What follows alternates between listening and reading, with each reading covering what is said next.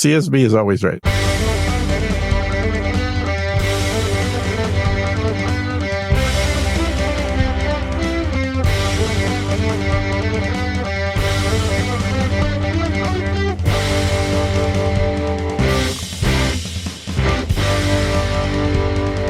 Hello and welcome to episode number 41 of Unrelenting for September 9th, 2022. Two old guys just hanging out in the playground. That seems very... Oh my God. That's just wrong. That's just wrong. I know. But it's Zencastr. It's what it says at the top of the screen. We're in the playground. That is not for old guys. It should say like the strip club or something. It should not say playground. It has a weird vibe to it. Come on, Zencastr. Although they're from somewhere else, right? They're not an American company. They're like Swedish or something, I think. Aren't they? Or are they an American guy? I mean, who would ever want to hang out in the playground? Nobody. And now, have you left the playground? It says click allow. Okay, now Gene has totally exited out and something crashed and died. Hello. Now, okay, what happened? It like disappeared. I clicked something and something happened. This is tech at its heart. This is great. This is awesome. I clicked something and something happened. You would be one of those people calling support for whatever company it is and be like, okay, sir, can you explain the problem to me? Yes. I clicked something and something happened. Yeah. Fix it. To be fair, I had that problem with Bill O'Reilly's website, and it's pissing me off. His people are idiots. Wow. Harsh. I know.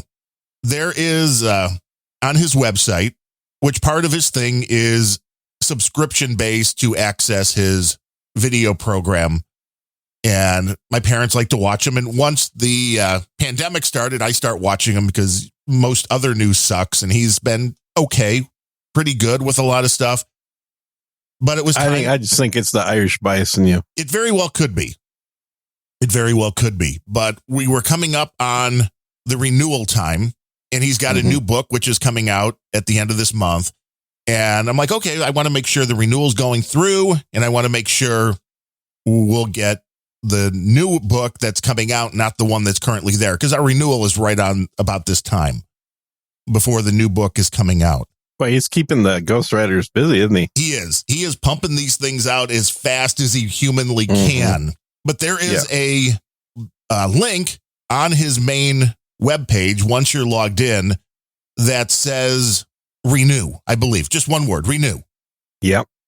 And I'm like, okay, well, I want to renew, but I want to, I've clicked that button figuring it would take me to a page that's like, well, your account will expire on this date. And this is when you're, everything's good through. And I hit on the main page, renew button, and it was kind of like, oh, okay, we renewed you. Your money's been taken. Your books will be in the mail. Oh. And I'm like, no.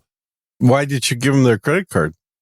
Obviously, the credit card still on file was what was used. This is it. I was not prompted for, okay, your renewal is this. I was expecting renew to take me to an informational page that showed me when my current subscription goes through and giving me there should be some kind of a confirm. But see, this is a tactic a lot of less than scrupulous websites use. Yes. And I am very pissed about this. Well, it is Irish. Well, there you go. But so here's the thing. I had not gone in and changed to the new book. So it had me down for the current, and we're on a plan where we actually get 2 free books. And they're not really free, I know you're paying for this service, and part of that is you get the thing that they send you. But I'm like, okay, no. How much are you paying for this O'Reilly character? It is, I think, $100 a year. And they I'm paying more for Tim Pool. Yeah, see, is he Irish? No, he's from Chicago.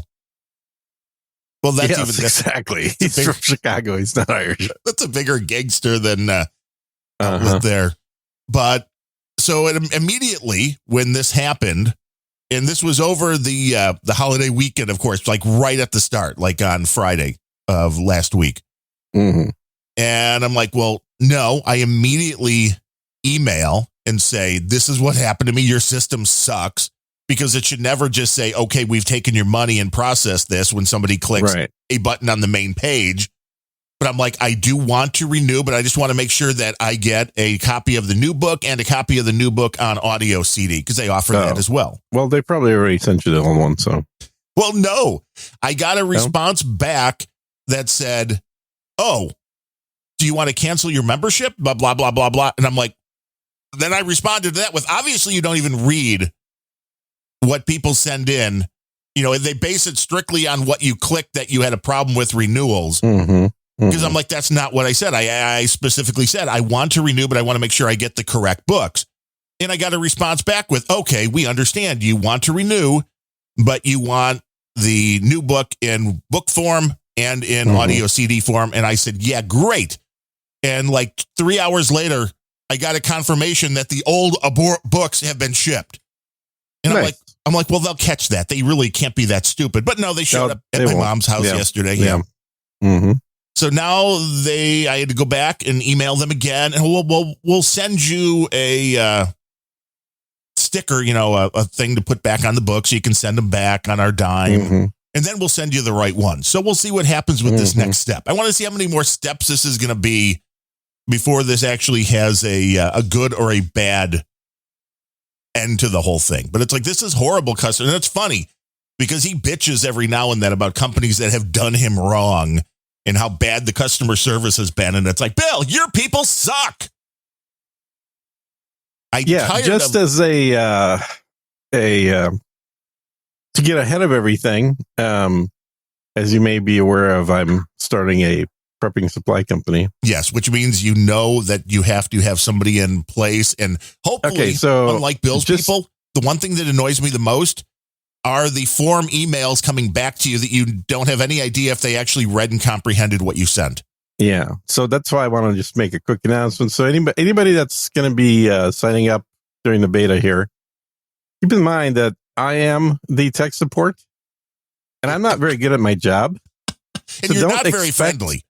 Don't expect. Yeah. The default will be, oh, so you want to cancel? Right.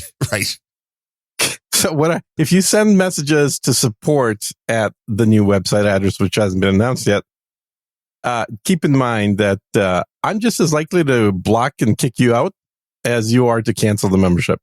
It is support at the RussianApologist.org, I think it is. No. That goes to somebody else. Oh, okay.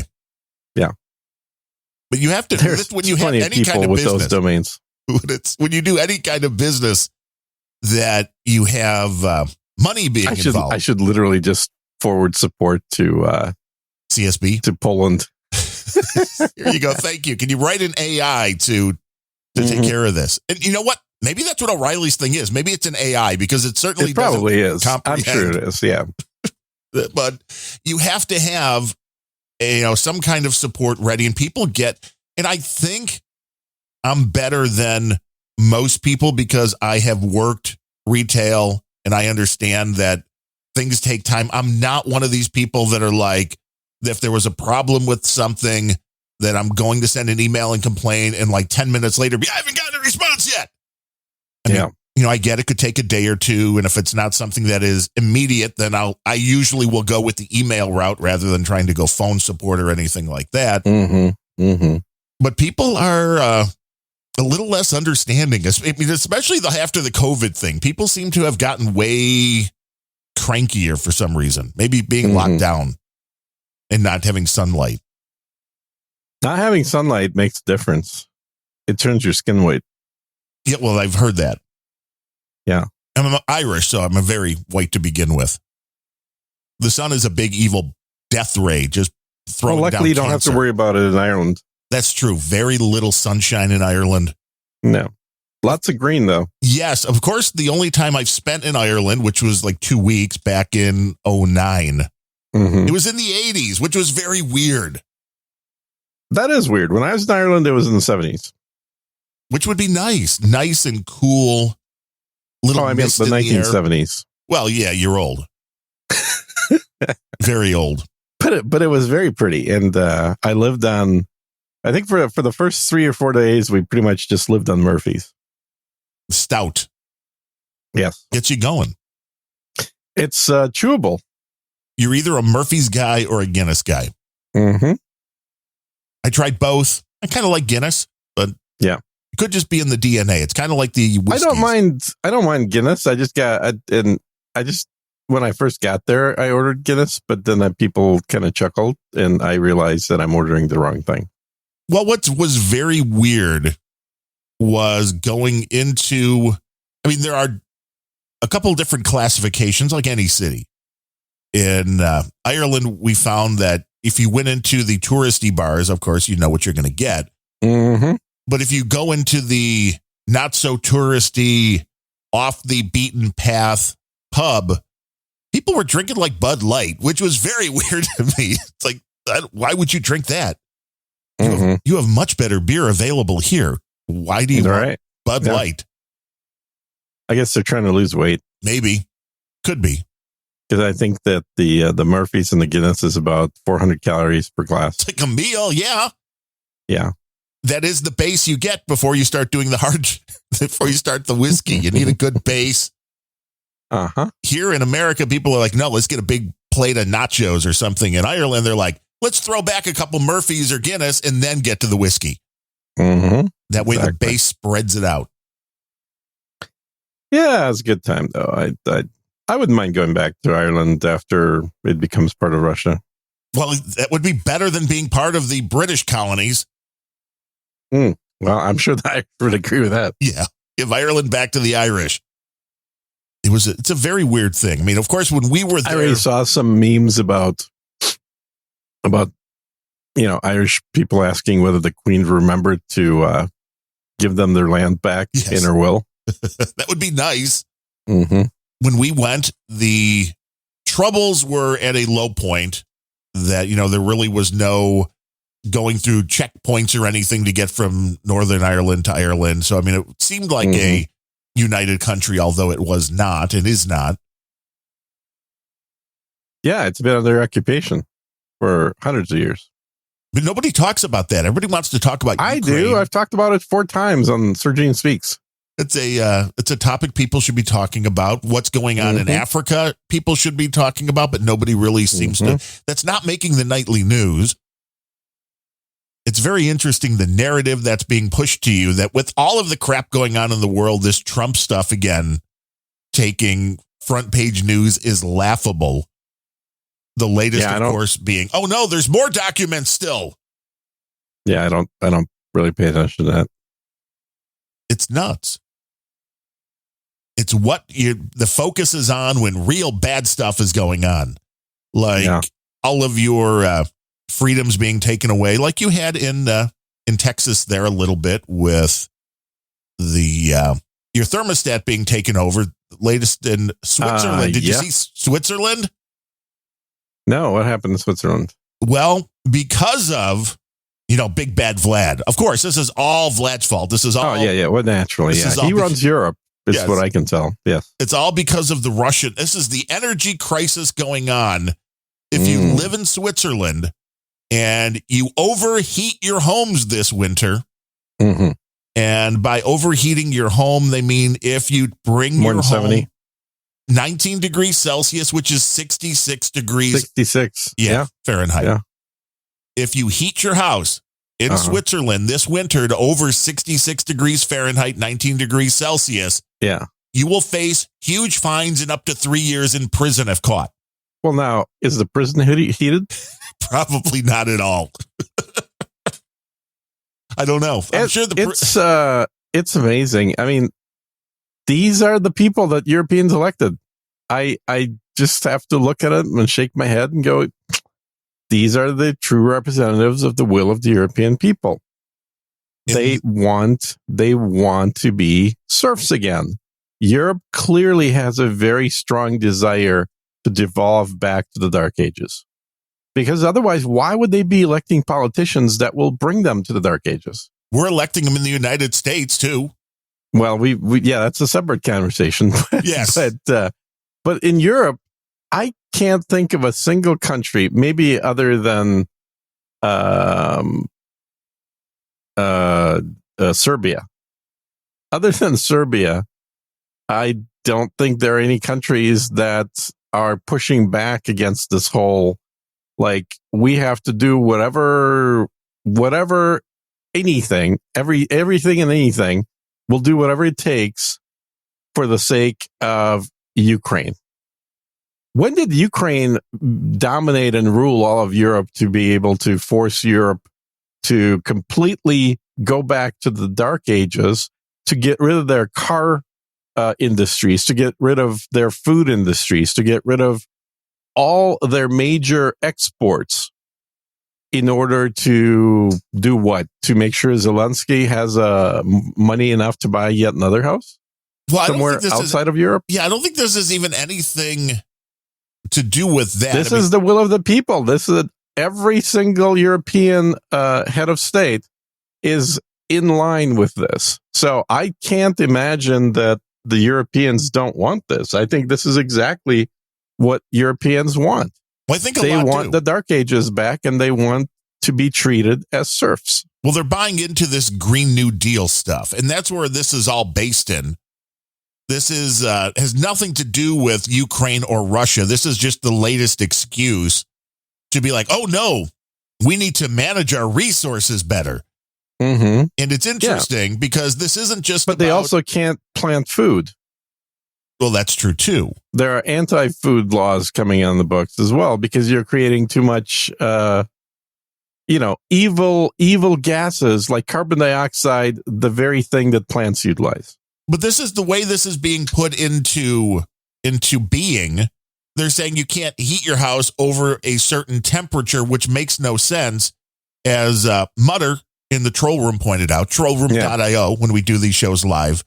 Does that mean you can't burn anything? Well, that's a good question because absolutely. In fact, we literally had these laws on the books in Romania like 100 years ago. So it's not about burning the fuel. It's not about burning the gas. It's about not letting the peasants take too much wood from the forest.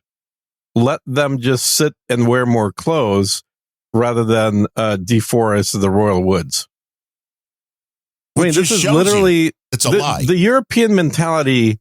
They may pretend that they got rid of their monarchies across Europe, but all they did was create a new monarchy.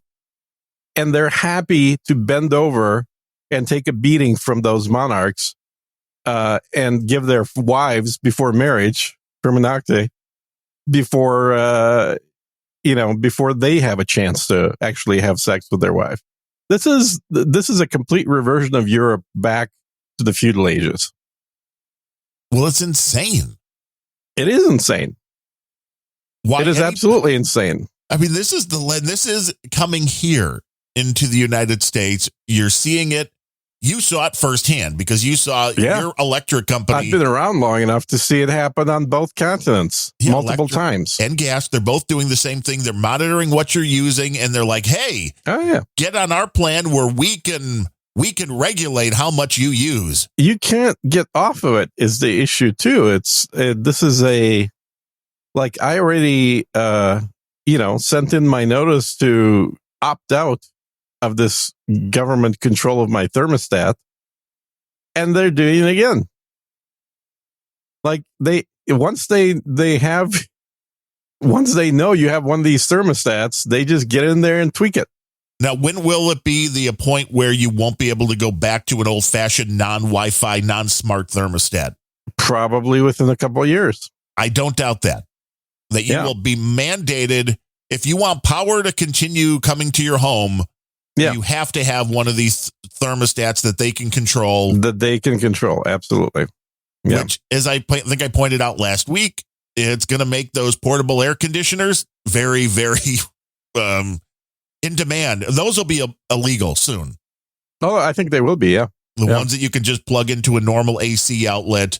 Yeah, not without government control. No, that's no good. Right, because they want to be able to control what's going on. Can't have that.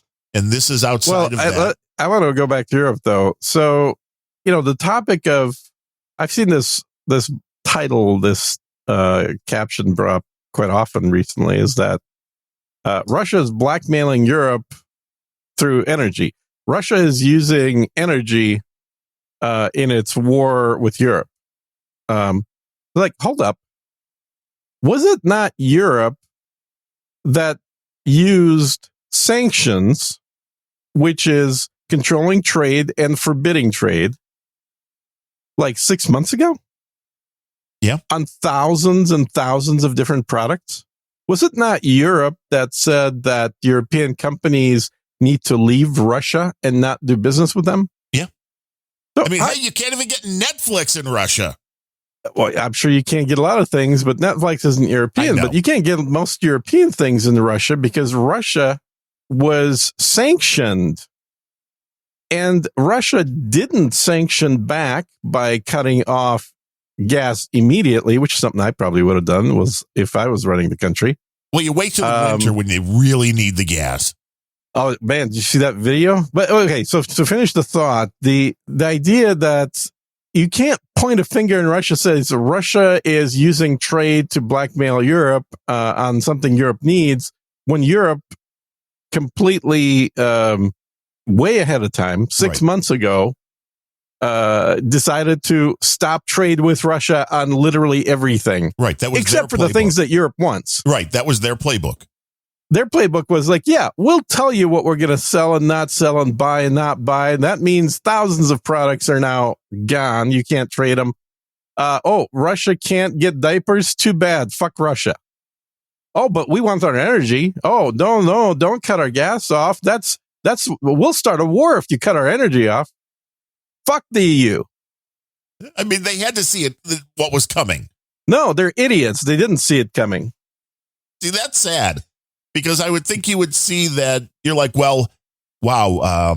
The EU is insignificant at this point. They're going to be a barely agrarian dark ages economy within a year. Like, there's going to be no Mercedes, no BMW, no cars produced in Europe. They'll all be driving Chinese pieces of shit. Well, that is what everybody wants, and they should be electric vehicles. I'm getting on board with that view. I think that is kind of what Europe deserves at this point. But it's hilarious if you're like, well, let's see, we're going to go after these people, but they provide the power we need to run our daily lives. But, we're going to go after them. Then what? Yeah. I don't get it. Yeah, we're going to literally destroy our own countries and economies for the most corrupt country in Europe that we have no allegiance to. Huh. Well, is that just drunk behavior or coke behavior? What is that behavior? When every European politician gets on board with destroying their own country and using as the rationale to do so to do what? To delay the ouster of the Ukrainian U.S. installed faction president? Is that why they're deciding to go back to the Dark Ages? Because it sure seems like it. No, I'll tell you what it is. It is to Europe. Putin derangement syndrome is just like Trump derangement syndrome here, which is there's no middle ground. There is we still have to do business and there are still things that have to be done for the good of all. No, it is so bad. We have to just totally get rid of them no matter what. And I think this in the case of the power, as far as the actual energy, not the power that the politicians have. But when it comes to the energy, this was a great excuse for these leftard idiots in Europe to move towards the utopia they want, which is not using any of these kinds of energy. Not using any power at all. Just go back to windmills. They want people to use less and less and less, which is why, it is slightly scary to me that every month. Well, it's the Dark Ages. It's literally the Dark Ages. Well, because you can't power your lights. But I've mentioned that before. Every month from ComEd, our power supplier, I get a little thing in the mail that's like, here's what efficient people use. Here's what the average house uses. And here's you, asshole. Because I'm always pumping more wattage than anybody else. But one, I don't leave the house to go to work. I'm in the house all day. So you will use more power. I run multiple computers, which, sadly use a lot of power. And when the weather gets to be 80, 90, well, let's be honest, when it's 65 outside, I'm still pumping the air conditioning. Oh, you fucker. So, I mean, I know I'm horrible. Okay, when it's 65, no. But once it's over like 70, then the air conditioning's on. Yeah.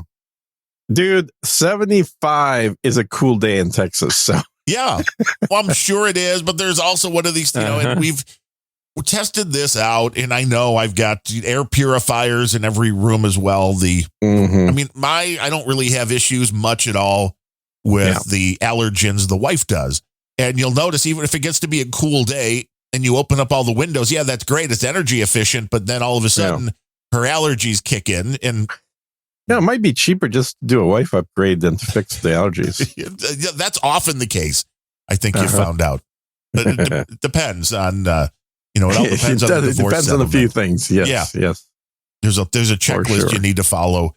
And you probably need to order some supplies. Look, we're not providing financial advice. Talk to an accountant or about marital advice. But if you need some prepping it's the supplies. Same thing. It's the same thing. Yeah, it is. Financial advice and marital advice. Sometimes they are exactly the same advice. The end result is the same. But if you live in Switzerland and you're listening to the show, just let me know how you feel about what's going on there. Because it's really sad because I just bought a Swiss gun. And I suspect I will not be able to get any parts for it in the future because Switzerland is going to go out of business, the whole country. They also have, and this I thought was relatively non-newsworthy because this I think is what it should be set to anyway. But as part of this energy thing, your hot water should no longer be heated to more than 60 degrees Celsius, which I think is what they recommend everywhere for. That's not that cold. Right. I mean, that's a decent 60 temperature. Celsius is, that's like hot enough you don't want to keep your hands in there. Yes, which is 140 degrees, which I've looked this up before with just, because one, you don't need super heated water going on if you want to be energy efficient. And I as far as efficiency, and I actually am supportive of these things, is instant on water heaters. Yes. On demand water heating. Yeah, rather than they cost more. Yes. But I mean, I don't give a shit that they're better for the environment or whatever, but what they do provide is a much better and consistent water temperature control. Because the way a normal water here in the U.S. at least works is it has a 60-gallon tank or maybe even bigger. And then it turns on, heats all that water to 130, 140 degrees, whatever you have it set to, and then it turns off. And it's insulated, so the water stays. It's like a refrigerator, right? It's not running all the time. Well, it's a big running, thermos, right? It waits until the water cools off a little bit, then it turns back on and heats it up again, and it turns off again.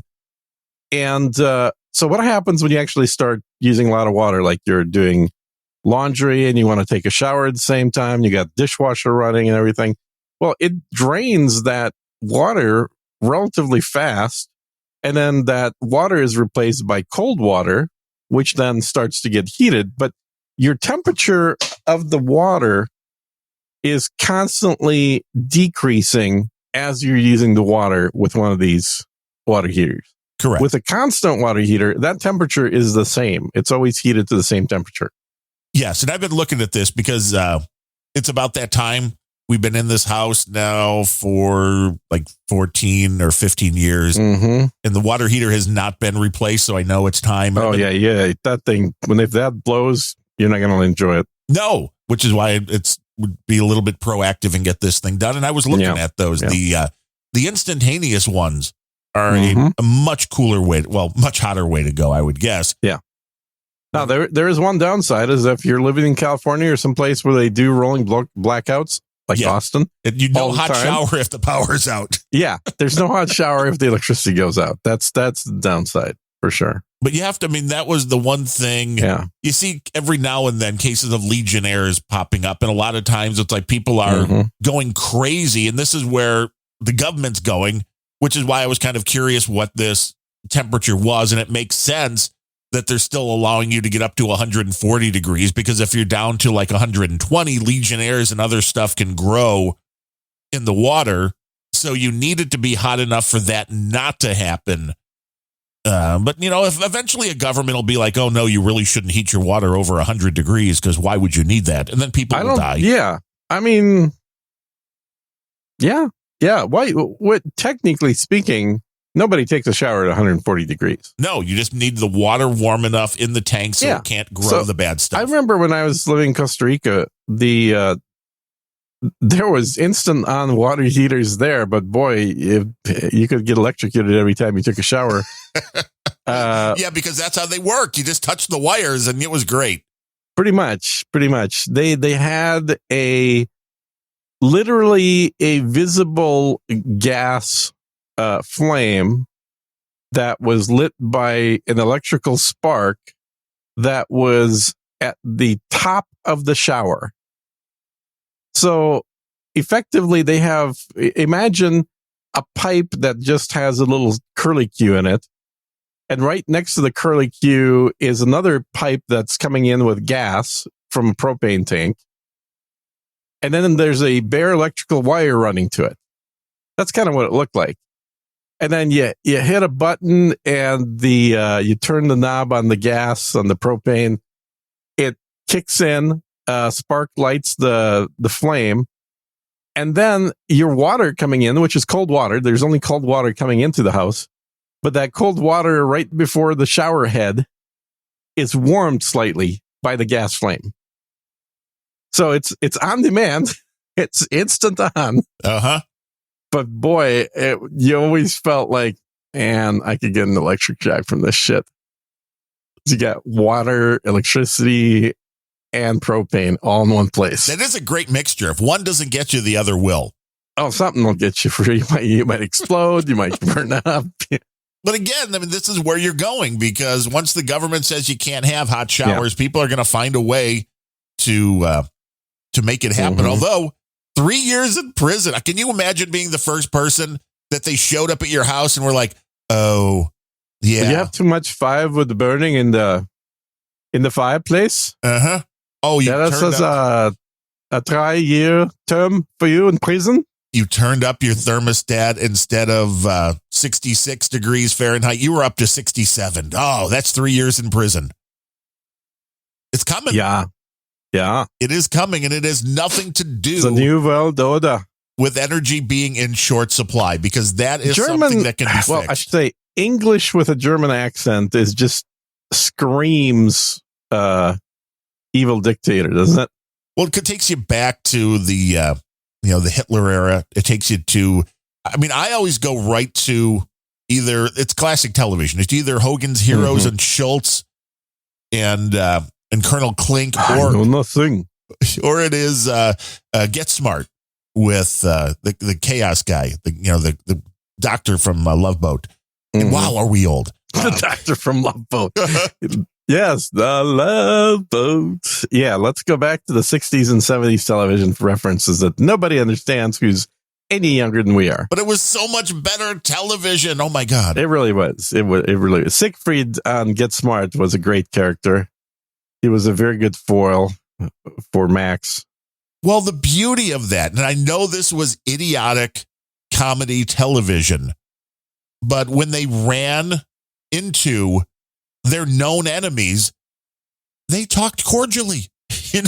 Yes, that's because back in the day, there was a certain respect among spies. So this doesn't exist anymore. No. Well, it doesn't exist amongst a lot of people because it is now seriously derangement. It is the anger. It's religion is what it is. It didn't used to be religion. Right. It used to be politics.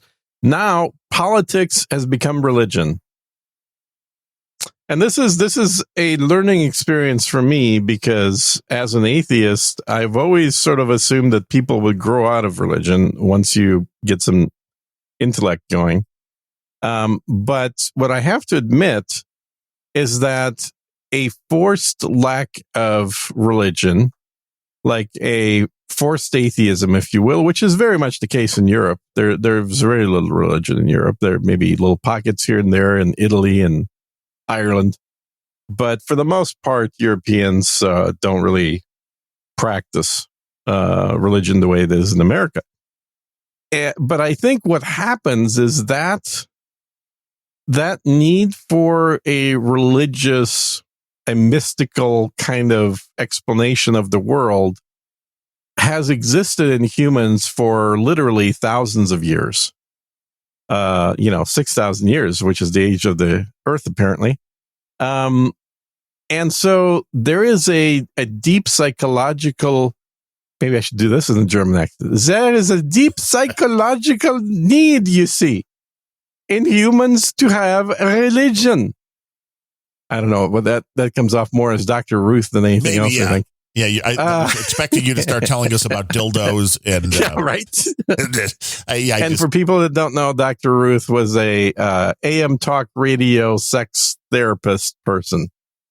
I think she was on some talk shows on TV as well, but she had very much a German accent, and she was all about, demystifying sex for people back in the 80s, maybe even the 70s.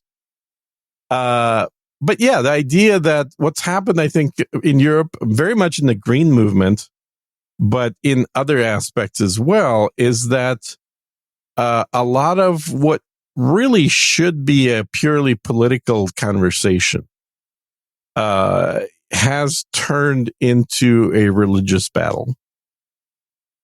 Which brings in if you're on the other side or if you don't agree with me, you're the enemy. Yeah. Rather than. Yeah. Politically speaking, we can have differences and disagree about the approach to get to the place of betterment for humanity, right? So that's politics. Religion is what you're doing is driven by pure evil and you need to die. Yes. That's religion. This is how we had everything from the Spanish Inquisition to the extermination of witches in Europe to literally every war in the Middle East really was a religious war. Well, this is why, upon news that the Queen Mum had her impending death coming, a professor from Carnegie Mellon named Uju Anya said on Twitter, quote, "I heard the chief monarch of a thieving, raping, genocidal empire is finally dying. May her pain be excruciating." Yeah, that's a clear indication of a low IQ person. Yes. But again, Carnegie Mellon professor. Well, I mean, it goes without saying. Yes. Almost every professor has low IQ. Followed that up with, quote, "That wretched woman and her bloodthirsty throne have fucked generations of my ancestors on both sides of the family, and she supervised. Well, then he ought to be related to her. Why is he complaining? It's a woman that sponsored the genocide. I can't assume that. Survived. Just because you say she's a woman doesn't mean she's a woman. True. You could be misgendering this Agua Duca or whatever the person's name is. May she die in agony. It's like this is where we have gotten as a society. It's this stupidity. Is where politics is whatever, Well, this reminds me of, and I'm sure there's a bunch of examples of this, but there was a video I saw a few years ago from the NHL that one of the guys was mic'd, and so they're going for the face-off, and the two guys opposite teams are standing next to each other, and the one looks over at the other one, and he's kind of like, "Yeah, you want to go?" And the other guy's like, "Sure." And the other guy's like, "Well, good luck to you." And then they drop the puck and these two guys start fighting. But it's like, this was the beauty. That's like what hockey is. Yes. It's like, but would you like to fight? Yes, I would. Well, very good luck to you, sir. Let's do it. And I'm assuming that after the fight was over, they're like, "Good fight." And they go their separate ways. But this isn't the constant animosity that we have going on now. Yeah, there's definitely going to be a fight. I mean, I know that there's a drinking game with Tim Pool that every time he says the word revolution, you got to take a drink. Is he calling for one now? No, he's been saying that we're on the brink, or we're literally like in the middle of it for a year now, and it's like he's become aware that he's become a meme for it.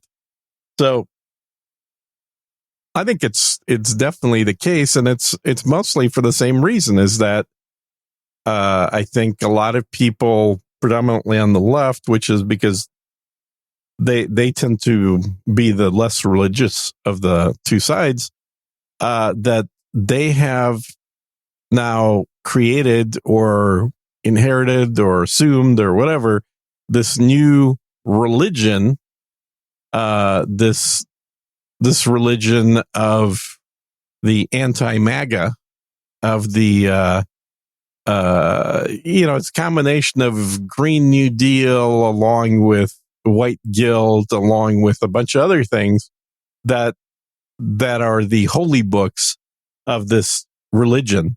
And it's a theocracy. So the religion is very much ingrained in politics.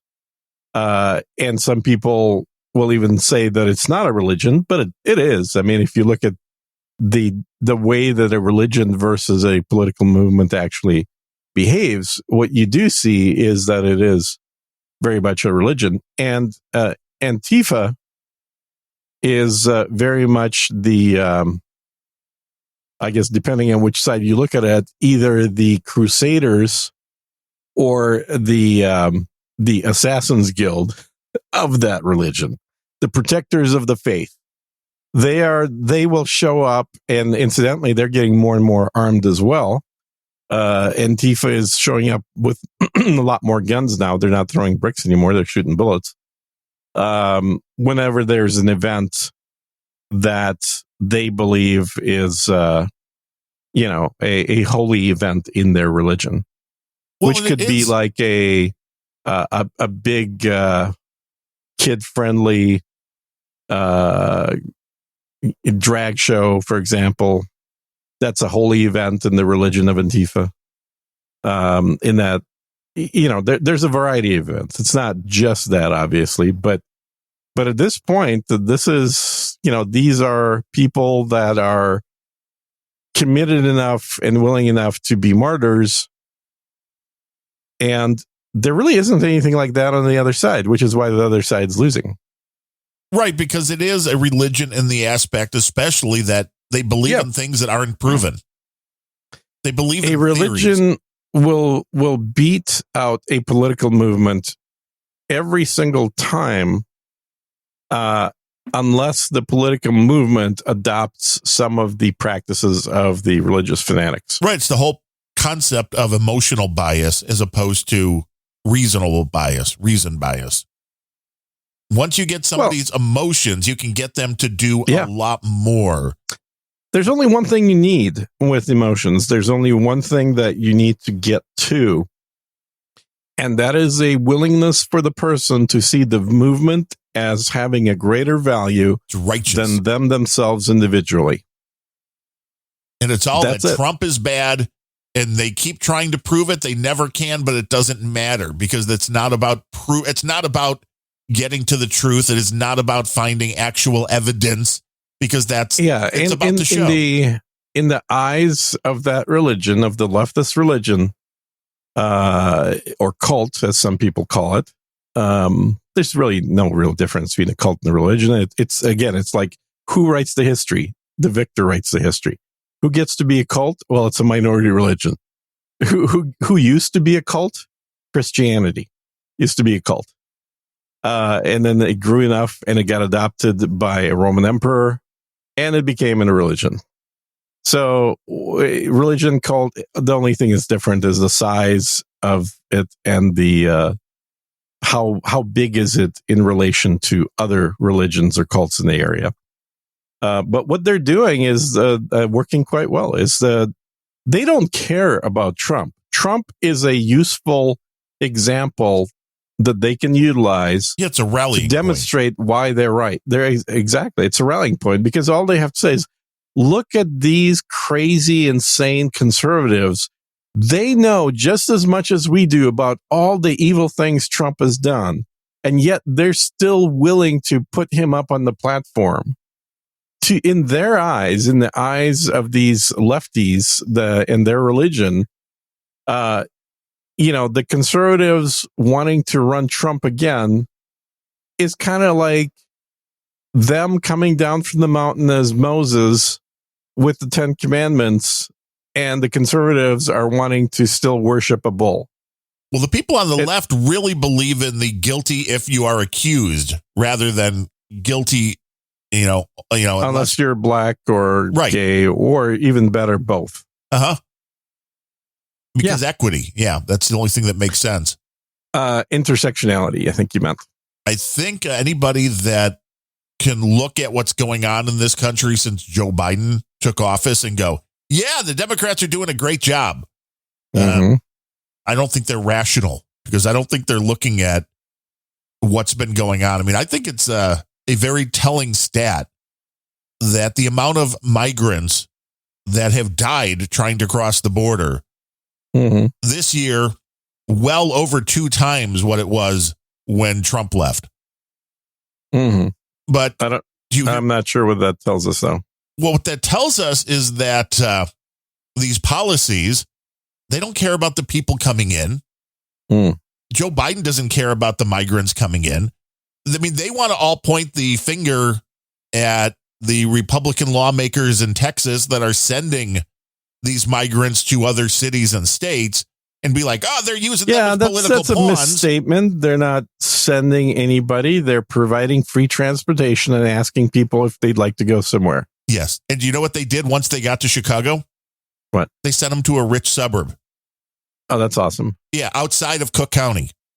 Oh, that's even better. So this bitch mayor, Mm-hmm. Larry Lightfoot, who Yeah. complained that Texas wasn't talking to them. This was her biggest problem, was that Texas didn't let her know they were coming. And there were aldermen, there was one alderman, I should say, that I saw being Now, interviewed. why are they older men? Shouldn't they be older women? Maybe, but this was a guy. But it doesn't matter. Should still be called an older woman. I think they do call the older women, but Mm-hmm. that's kind of beside the point. He's running against And why are they her. older? Why don't they have younger women? It's alder, AL. It's a But different it means word. the same thing. It just means older. This guy said that they were told that these migrants were being bussed in. So it seems like Larry Lightfoot was lying. But do you think Larry Didn't called the up? Supreme Court even tell us to start busing people from the South out to districts where they would be better intermingled with the white people in Chicago? Well, who really wants to go to Chicago? I don't know. That's a questionable Not choice. many, apparently. They only sent 2 buses, whereas a lot of people want to go to New York. And that was enough to freak out Larry. Now, do you think Lightfoot contacted the mayor of Burr Ridge, this suburb where they were sending these migrants, and said they were doing it? No. No. Like, asshole. Hypocritical assholes. And it's like, Well, that's who you all elected up there. I didn't, because I don't live in Cook County or in Chicago. So quit saying you're in Chicago then. I always say I'm just outside of Chirac, which we are. I could be there in outside like of Chirac. 35 minutes. When's the last time you crossed the border in Chicago? It would have been the last time I went to a White Sox game, which was like 2 years ago. Yeah, 2 years ago. And then do you have to update your visa with Chicago get in? to be No. able to cross over? No, you just have to buy more ammo. Oh, is that it? That's how it works. You have to drop the ammo off in the southeast suburbs. Right. Well, and by drop it off, you mean you just one bullet at a time. And hey, that's how you fit in. Uh-huh. But Yeah. this is the lack of rationality that's going on. And so much for Chicago being a sanctuary city. Something tells me I shouldn't go back to Chicago. I have very fond memories of being in Chicago where Yeah, you not could now. walk on Wacker Drive. And Yeah, do not do it now. I mean, let's No. hope. I'm hoping at some point sanity will return, but I mean, I don't know if we're going to be alive they to see say it. it's an 80-year cycle. Yeah, then we'll all be dead Well, speak for yourself. by the time this comes back around. Some of us planning to stick around for a while. But I thought that was hilarious that they took these migrants that came to Chicago and took them outside of the county. And I'm guessing the city of Chicago was the one that paid for the hotel they put them up in. Oh, I'm sure. But beyond that, I don't know how this is helping. And this is the problem. This is the biggest problem for everybody that wants to be like, you just hate brown people if you don't like immigration. It's like, no, I am being rational in saying, well, where are these people going to live? How are they going to be provided with food, shelter, and, not I don't understand why no one's sent them up to Canada yet. we should just keep busing them further north. Further north. Yeah, just drop them off at the border. You'd say, here you go. And then Canada can just take them right out through Alaska over into Russia, and everybody's happy then. Russia probably would take them because they have a declining population, so they could use more immigration. Well, we know China's got a declining population, so they're telling people to have more kids now, which is interesting from the... Well, they do, but I think China will be okay even if 500 million people die. As a side note of the Brittany Griner thing, which is still ongoing, there were people losing their minds on social media. I know that's not a surprise, but there's like 30 American women going to play in that league over in Russia for the basketball still. And people are like, oh my God. They're probably not going to use illegal drugs, though. Well, that's it. And that's it. They're like, why are you going on? You're just going to give Putin more political prisoners. And it's like, no, fucking morons. No. This one broke the law. Yeah. And people still can't comprehend that. It's like this woman, she may have been targeted for breaking the law because of who she is, but she broke the law. I really don't like this whole story of her being in jail and everything with her name, because it means I can't wear my Free Britney shirt out in public. That's a different Britney, right? Yeah, because the Britney that I was supporting is now free, finally, after 20 years. But this other Britney, I am not supporting because, that dude got what he deserved. Well, when you break the law, and this shows you more than anything else, her peers are continuing to go to that country to play basketball, which means they know she's full of shit, that she did what she did. And of course, this is why they go. All of these fucking self-righteous people are like, I can't believe these women will go to Russia. It's like they're making 4 times the salary they can make in the United States. Yeah, because they suck in the U.S. because, here we have good basketball players that are 8 feet tall. The men. In Russia, like, these women are the big athletes. So wait, now is quote unquote women? I don't know that they test for sex in the women's basketball leagues there. Well, I'm curious. I'm assuming there's also a male basketball league in Russia now. Is the female basketball leagues more popular in Russia than the male leagues? No. But they're still making like way more money than they can here. So no. Well, there's more interest. So, and how is this happening in a country that is neither allegedly one is not popular in Russia? How are they making? Why are they paying this money in Russia? I don't know where this idea that Russia isn't Russia has been for decades more capitalist than the U.S. I see that's not what the everybody U.S. hears. is way more socialist. I've talked about it. Do a little digging. It's not that hard to figure out. Look at the tax rates. Look at the businesses. Look at small business tax rates. Look at what it takes to get a small business loan in Russia. Once you start looking at it, you'd be sitting there going, God damn, if I want to start a new company, it's much easier to do it in Russia. Let's go to Russia. Except there's no flights. Well, because the U.S. shut down all air travel to Russia. So you have to travel through a third-party country. There's only a couple third-party countries. You can travel through China. You can travel through Turkey. Well, I thought SirJeansPrepper.com was based in Moscow. So how are you working that? SirJeansPrepper.com. Yeah. No, it's not based in Moscow. No, I'm dealing with the stupid American rules for setting up small business. No. Well, see, you should use your Russian citizenship to base it in Russia.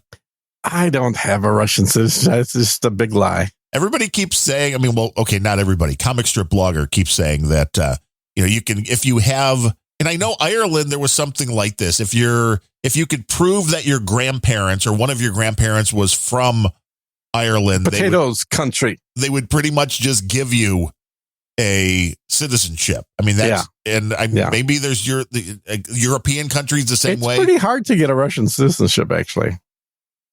So, I mean, it's a easier thing to do for, if you wanted to. For Irish, it probably is easier for the Irish, yeah. It's like, that wouldn't be bad. I mean, if they would ever got back to the, Britain, giving them the land back, but yeah. It's like, it's an interesting thing when you look at this and go, wait, people don't understand. Why are these women? Well, I'm working an angle. I'm working with some folks that are trying to get Alaska back to its rightful owner. A lot of people in Alaska are like, we're Russian now. Always have been. They would have to, so they would just swap their American citizenship for Russian. My watch just told me it's about to install an update in 5 minutes. Interesting. Your watch is installing an update. Is it an Apple Watch? Mm-hmm. No. I know they just came out with some new ones, so there's updates. They did. Yeah, no, I've got a couple of Apple Watches I need to sell. Anybody want an Apple Watch to buy? I'll sell it to you cheap. Do they work? No, it's a Garmin watch. Oh, nice. I've been meaning to try one of the Apple ones as well with that. Oh, you want to buy a used one for cheap so you could try it and see if you like it? For cheap, sure. I mean, if the price is right, If it's one that does the like AFib monitoring and stuff, which I think any of the recent ones do. Yeah. I think mine do.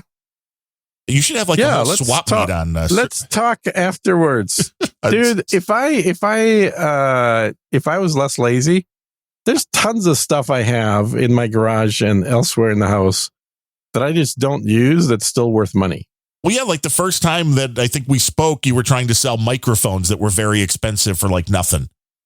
Yeah, I was, because I didn't use them and they were just collecting dust. You buy a lot of stuff that you don't use. I buy things that I test. And I realize that some people have made YouTube channels out of that hobby. Yeah, it was great back in the day. Yeah, and I just never got around to doing that. You're like, I could have done this. I could have been...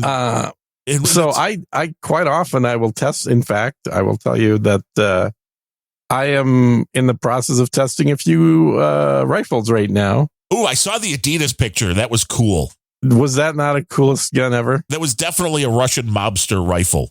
Oh my God, that was awesome. Yeah. Somebody posted it on No Agenda Social. It was basically an AK-47 with white hardware with the Adidas logo on the stock.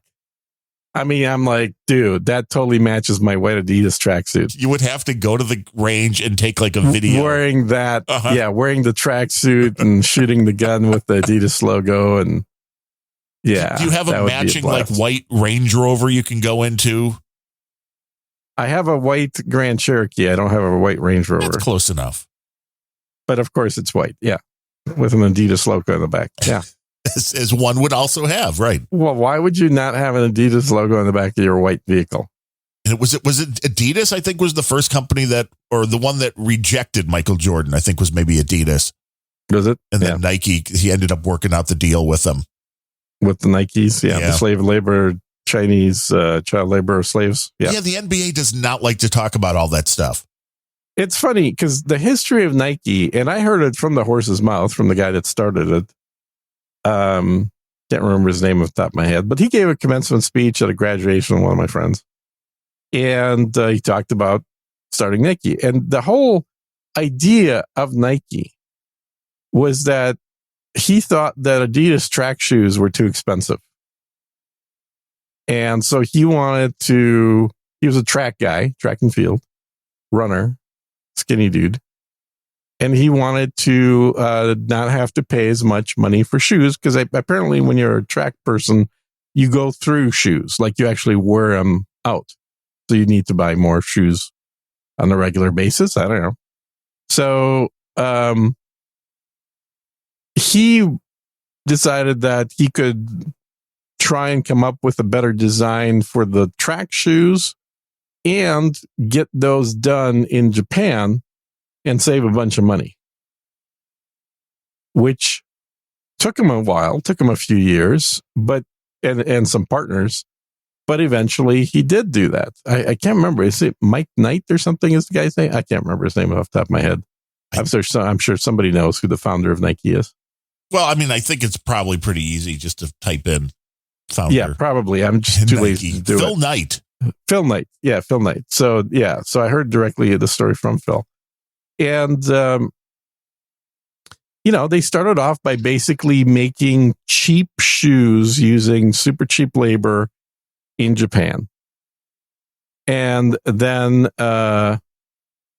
they were doing contract manufacturing, and then they had a partnership deal, and I can't remember all the details. But long story short is, his track connections from competing, along with some help from partners, along with basically getting the factory itself to invest the money in the production so that he didn't have to come up with the money. All of those things combined is how Nike became a whole brand and grew from just creating track shoes to making all kinds of shoes, tennis shoes, wrestling shoes, basketball shoes. I'm sure they make cleats, everything. Yeah. So and since it's an interesting story, but it started as a guy saying, I can't afford Adidas. Well, and now people is the religion aspect of everything. There's a lot about the fact that he supports Republican candidates, this Phil Knight. So he's evil and you should all burn your Nikes. he is about as left of center as you can get. He is not a Republican. But obviously, He's probably he gave money to one Republican candidate. That would be that's enough. Exactly. He probably gave money to some buddy of his who's known for 50 years who was running for office and happened to be a Republican in fucking Oregon State. Right. Exactly. Which is about as lefty as you can get. So anybody that is right of socialist is going to be a Republican there. Yeah. Yeah. It's a very weird world. It is nutty. And I mean, honestly, the only thing that Adidas did by pulling out of Russia is allow China factories to sell Adidas shoes directly to Russia and bypass Adidas Germany. It is insane. I mean, it's doing nothing. It's doing nothing. You know, people are still wearing Adidas tracksuits in Russia. It's mind-boggling. But like all this stuff, it's not about what they tell you. This isn't about Here's my prediction for the equivalent of the Russian energy, the other shoe that's going to fall with China. These same countries that take for granted the fact that they buy energy from Russia take for granted that all their manufacturing is done in China. Oh, yeah.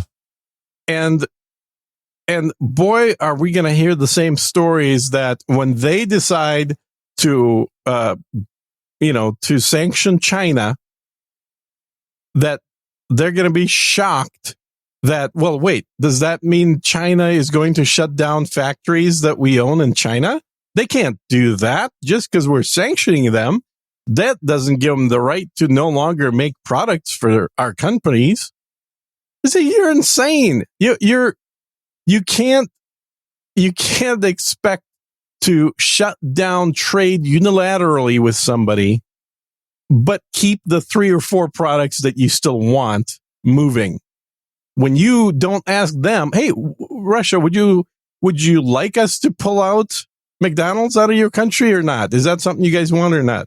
Because if you don't want to, we'll keep them in there. But if you don't care, then we'll put them out and then we'll put them on the sanctions list. And literally go down the list and ask that country, do you want these companies there or not? Because if you don't, we'll pull them out. If you want them, then don't worry. We'll leave them on the exemption list. That didn't happen, right? It's not going to happen with China either.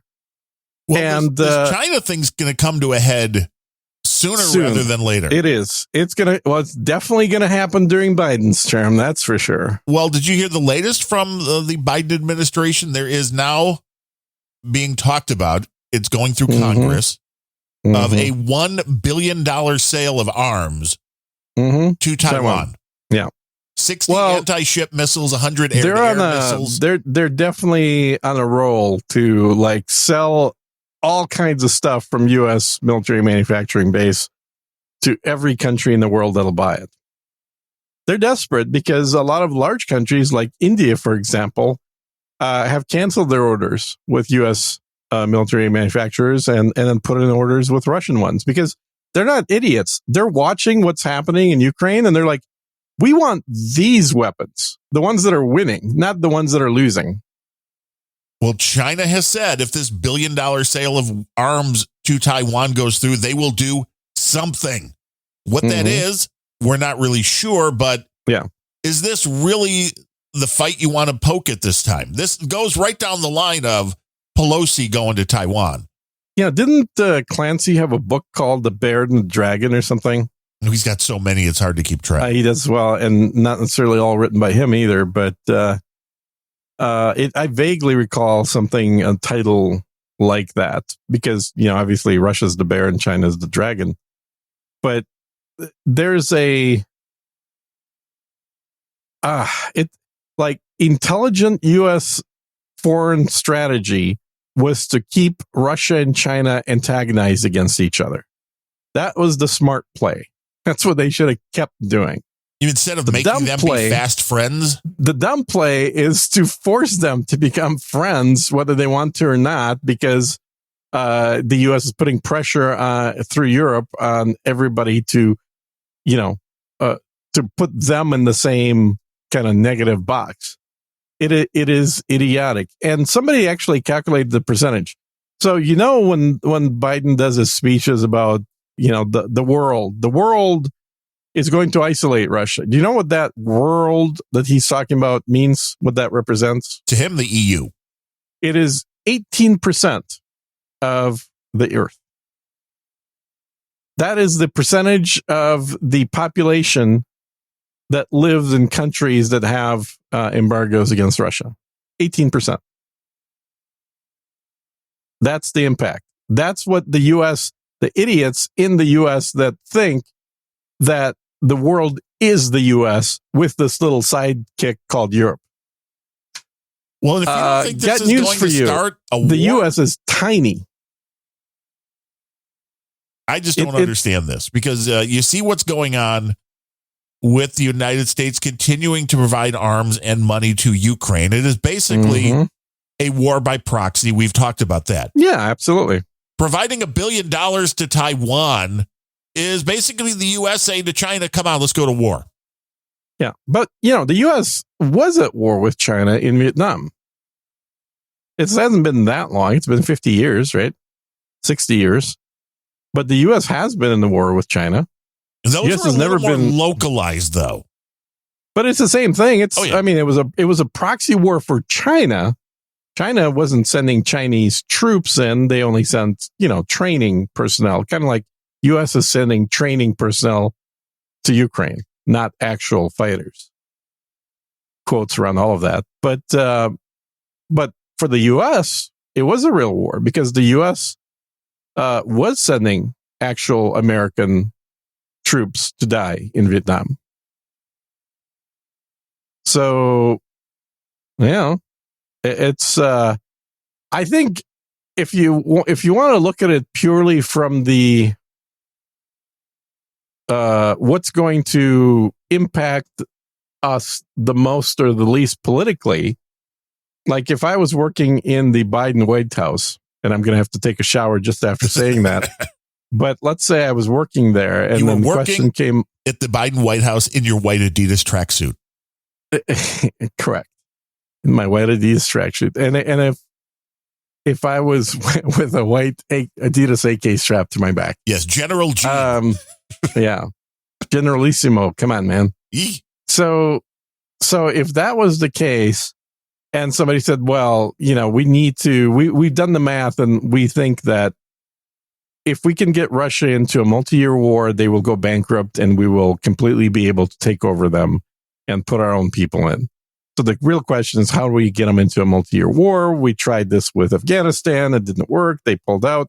What do we do? How do we bankrupt these guys? Because we bankrupted the Soviet Union, they had to break up. So now we just have to bankrupt Russia, and Russia will break up into little tiny chunks. And that's it. And then we'll dominate the world. So let's say this was a real conversation that I have at the recording of. So in that scenario, the question then comes up, well, we can't be in war with Russia. That's not going to be very popular. People, with all the media these days, it's going to be much worse than it was in Vietnam, where there was already too much television showing body bags coming back from across the ocean. We can't get into that situation again. It's going to be super unpopular if Americans are dying on the ground. We've had some American deaths in Afghanistan and Iraq, but those numbers are tiny in comparison to the damage that we actually caused. There was over 1 million Iraqis that died in Iraq. There was under 10,000 American troops that died in Iraq. So the numbers are very disproportional. We need to keep it that way. Use of drones is good. But the problem is that, Russia isn't a bunch of goat herders that fuck sheep. So wait, they're not? We're going to have to. No, they're people that don't have toilets, apparently. Oh, okay. Yeah, they had to come to Ukraine to steal the toilets. That's what I heard. And so what do we do? Well, we could do another proxy war. We created the Mujahideen. We just need to do that in Ukraine.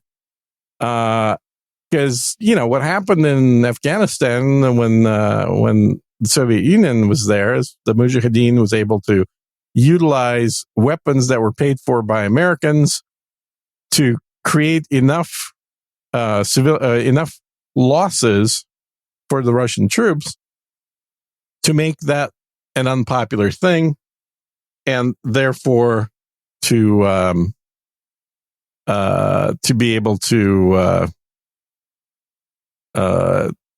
have Russia pull out of Afghanistan, and then eventually we could go and take over Afghanistan ourselves. That worked out really well.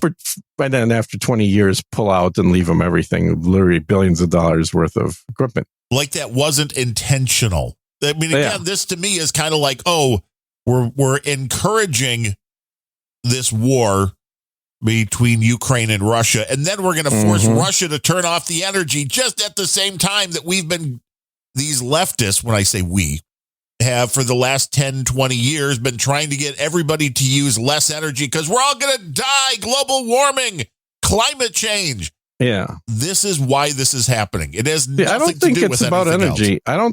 I think the energy is just a means of getting compliance. I don't think energy is the ultimate goal. No, now, there's a difference. I think the people at the top know that, but I think a bunch of the climate change Nazis fully believe that. That's the religion. They fully believe that. That's just like the religion. Exactly. And they're the useful idiots, just like the anti-Trumpers are the useful idiots. Yep. Exactly. And there's useful idiots on both sides, frankly, but they're more evident on the liberal side of it. But, if we're going to do this, it's better for long-term support of the U.S. to only provide money and weapons and not provide man on the ground, because if we have Americans coming home in body bags from a conflict in Ukraine, that war is going to become very unpopular very fast. Yeah, but you don't need boots on the ground from the United States military. What you have, though, are plenty of people who are mainly ex-military that are willing to go over there for a price. They're the mercenaries. Exactly. Which are still American troops, basically, but they're doing it for money rather than under the flag of the United States. And that's the key difference. They're not doing it under the flag of the United States. And that's I think, the key thing that kind of isolates the U.S. What? Us? No, we're not involved. We're not doing it. Look, hey, we're selling some weapons. They said they want to buy some. We said, hey, we got them. If you want to buy them, we can sell them to you. Would you like fries with that? People, when we started, we gave some stuff to Ukraine, but most of the latest rounds for the last 3 months, at least, of U.S. Ukrainian military shipments have actually been on land lease, which means that it's just deferred billing. We've given Ukraine a credit card with a $100 billion credit line and an 18% interest rate. And a direct line to some weapons suppliers.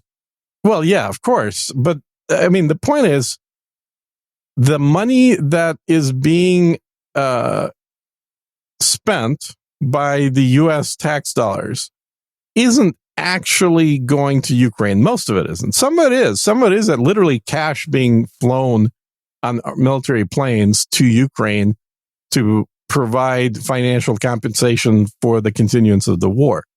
But most of it are checks being cut to U.S. military industrial complex. Now, let me ask you this, because this $1 billion arms deal with Taiwan, China promises if this happens, and for all that we can tell at this point, it is happening. They say there will be countermeasures. What happens when China decides to send $1 billion worth of arms to, say, Cuba? It's not Cuba, it's Mexico. I've said this before. China is making fairly large inroads in Mexico. It's a very, I think America has a blind spot towards Mexico, but I think because they're just a bunch of dummies who want to come here. Yeah, the U.S., I mean, all these very anti-racist white guilt liberals still basically see Mexicans as cheap laborers. That's the impression, is Mexico exists to be able to have people come and pick up the fruit on California fruit farms. Everybody I know in Southern California has an illegal Mexican working as cleaning staff or babysitters or whatever. It's like literally people that are millionaires are still hiring Mexicans that are undocumented because they can save a few bucks. Right. And do not see the country as a danger. Well, or as anything. They don't really see Mexico as much of anything other than Tijuana. Like, if you have an impression of what Tijuana is as an American, I think is how American politicians view the country of Mexico. Probably about right.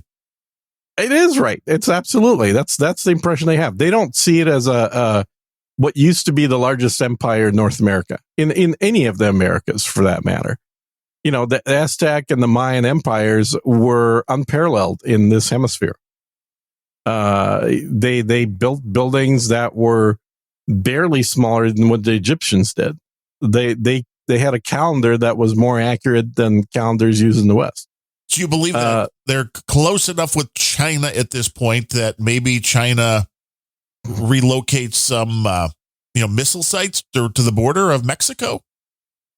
I think that that's a far-fetched probability, but it's certainly in the realm of possibility. What needs to happen first? There's a couple chips need to fall.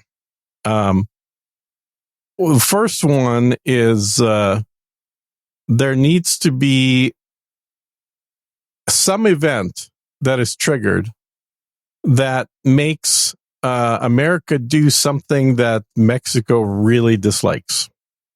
Sending all the migrants back. That's not the event. No, I don't think Mexico would do that. No, but it'd be something trade related. Like all of a sudden Biden's going to start taxing Mexican trucks because they don't meet emission standards. Or they're going to ban. Electric, there right. you go. They'll ban all Mexican trucks because they don't meet U.S. emissions. If they are not electric, you can't come across the border. Exactly. Something like that basically just punishes the whole country, quote unquote, unfairly. When that happens, the Mexican government, and I know this is the other problem, is a lot of my conservative friends. So the liberals think of Mexico as Tijuana. The conservatives think of Mexico as Juarez. They think the entire country of Mexico is just run by the cartel. There is no real government. There is no population. There's no citizens. Everybody in Mexico just works for a drug lord. I don't think that's the case, but I believe the government is right up there being corrupt as Ukraine. It's no more corrupt than any European government. It's probably less corrupt than Ukraine. I really think Mexico is less corrupt than Ukraine. Ukraine is unmatched for the history of the short history of that country. It has been unmatched in terms of corruptions, in terms of whatever you want to get, you can get in Ukraine. You want stem cells, they'll literally put kids in the blender for you. You want hookers, how many truckloads of those would you like? Wait, you get hookers by the truckload in Ukraine? By the truckload in Ukraine. You buy them by the truckload. What I've heard country people told me. Do you think is the most corrupt? Boostagram with your choice right now. Yeah. Vote. Oh, it's clearly Ukraine. That's no question about it. No, but, it's got to be a question. And there's certainly some corruption in Mexico, but there's also corruption in the U.S. Hello, who's our president? Jill Biden? Mm-hmm. Exactly. So Barack Obama in his third term. Well, Barack Obama was leading the puppet government. Yeah. Which is why I still think it's the most reasonable choice that if that's the case, and I think it is, if they can't that find he should run, if you can't find a viable candidate, Michelle would still be the obvious choice. Maybe too obvious. No, that would be a loss. There's no way. I mean, there's enough people that. How dare you vote against a black woman, you racist, sexist pig? Yeah, exactly. So even with the fake votes, I think it'd be really hard for them to pull off. I can tell you exactly how, because women are competitive. Oh, very. And the reason that Barack Obama won, first of all, he was running against a complete loser. But other Hillary than Clinton, that, you mean? No, on the Republican side. But other than that, McCain. Yeah. He's a war hero, man. Other than that being the case, he won because he got the majority of the white female vote. I mean, let's all remember, though. Because they all like the big black cock. You've got to point out, well, there's an ISO. I've got to write this down. There we go. Let's remember that if it were not for what's his name, the other white guy that was involved, it was Hillary Romney. No, it was Hillary, Obama in the primaries. Hillary, Obama, and who was the third guy? Was it On the Democrat side? yeah, in the primary. The only reason Obama rose was because there was the third guy, because otherwise it would have been Hillary, I think, in a landslide. Yeah. But the only reason Obama got through the primaries was because Hillary, it wasn't Sanders. Wow, time flies when you're having Does fun. it matter? What are you getting at? What's your point? Well, the vote was, otherwise Obama never even gets to the point of being the candidate. So, I mean, you want to say like Obama was the most popular, and he got all those votes. Well, but he wasn't even that popular in the in his own primary. Here's my point. Obama was more popular than Hillary with the white female voters, which incidentally is the largest single group in the U.S. of the population. White women are the largest group in the U.S. They were the problem. So if you can't have a candidate that gets, never even heard of him. If you can't get that vote, that's somewhere else. Wasn't he the one that his wife had cancer and he was cheating on her or something? No idea. Never heard of the guy. Yeah. So if you can't get the white female vote, it's going to be nearly impossible to win the election. And a woman has a much harder time getting the white female vote than a black man. And that's because women are competitive with other women. Women are more likely to vote for something that they can imagine than they are for something that they have a natural tendency to compete with. It's an interesting viewpoint. If you agree with Gene, let us know. If you disagree, Boostergram. Lots. Boy, you're really pushing the Boostergrams. I finally figured out how to do those on Podverse. Well, that's good. It's podcasting 2.0. It's the wave of the future. Yeah, Podverse is really getting all those features in that are making it very easy. Because when the show is running, I mean, I don't know if it's true for our show because I don't know anybody that subscribes to us. It pops up. It pops up as a live thing. So you can click on the live button, go directly to the stream, and then you can send a Boostergram right from the thing. How do you fund the wallet? Is that gotten any easier yet for any of these apps? Well, they have a funding wallet solution through a provider that you can, send money to or send a Bitcoin to. So, I mean, there is a funding solution. I don't know. I just ran through it the other day. But there's only one. Like they have one provider that you got to use. But it's like, can you just put a credit card number in and that just converts it to crypto? No. So it's not that easy yet. No. You want it to be nice and easy. You want to be able to go, or tie it to something like a PayPal account. The easiest way to do that is through the first app that was Podcasting 2.0. What was it called? Is that an Israeli one? Well, there's Breeze. Breeze. It was Breeze. So Breeze makes it very easy to just put in a credit card and get Bitcoin and Sats right out of there. They take a big chunk, but they make it very easy. Easy is what people want. And once you have the money in Breeze, then you can funnel it to other places as well. Yes, you can well, it's very easy to move Satoshis around. So and the fees aren't that much. I was talking to somebody recently. Wow, somebody talked to you? That is a story. I know, right? And he was talking about, wanting to buy Bitcoin, and because when the economy crashes, it's going to be all on Bitcoin. Well, there are people that are thinking Bitcoin is right about at the time to make another run. And it looks like it's up today. Mm-hmm. There's a lot of people that think we've hit the bottom and it's about time to rally again. Yeah, I don't know if we have. So my Bitcoin, I've always been a long hold on Bitcoin. I buy Bitcoin every month. I don't care what the price is. I always buy some Bitcoin. But I'm also not planning on selling any Bitcoin for at least 10 years. So what happens in the short term is somewhat irrelevant or inconsequential for me. Yes, because it's all a game of if it's going to work in the long term. It's either going to be worth something good in the long run or it's not. And then it doesn't matter. What I'm not doing is doing Bitcoin day trading, which is, I think, what most people were planning on doing. But also, we'll explain that concept because that is basically where you're buying. Well, it's just you buy high and you sell low. Right. That's reality. Riding the wave. And there's so many shit coins, as CSB calls them. And some are. And he's absolutely right about that. CSB is always right. You can see, well, there's, okay, now maybe that is the ISO that we need to have at the start of the show. The interesting thing is there are always coins, and I look at this in my Coinbase app, which I have like $2 in because I've moved everything out of Coinbase, but it's still a good app to see what's moving up and what's moving down. And there's always some coin that I've never heard of that's up somewhere between 30 and 50% that day. Yeah. And it's like, if you were playing this as, putting little bits of money into these things and letting them go up, then pulling the money out. I think the lottery is a better investment. It probably is. And I've seen stories of people that, hey, I figured out how to beat the lottery by. Yeah. And I just watched a video on that yesterday. Is it true?